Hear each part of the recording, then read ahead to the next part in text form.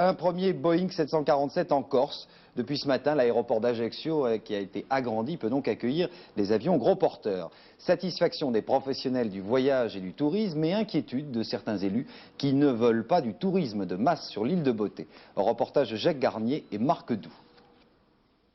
Avec l'allongement de sa piste principale portée à 2418 mètres, l'aéroport d'Ajaccio Campo dell'Oro souffre depuis aujourd'hui aux gros porteurs.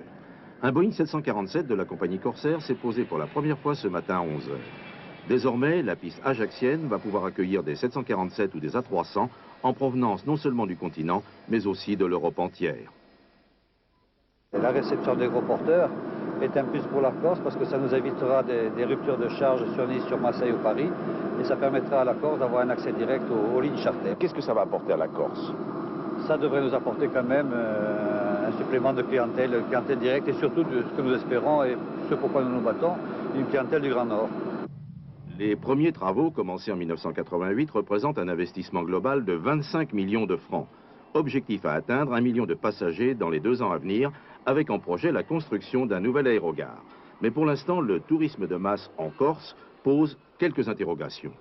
Un tourisme intelligent, ça veut dire pas de tourisme de masse.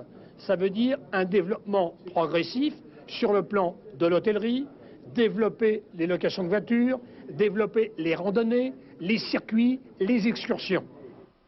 Certains élus ce matin ont boudé la conférence de presse. Le partenariat en Corse a bien du mal à décoller. Incendie de forêt dans le Midi, le plus important.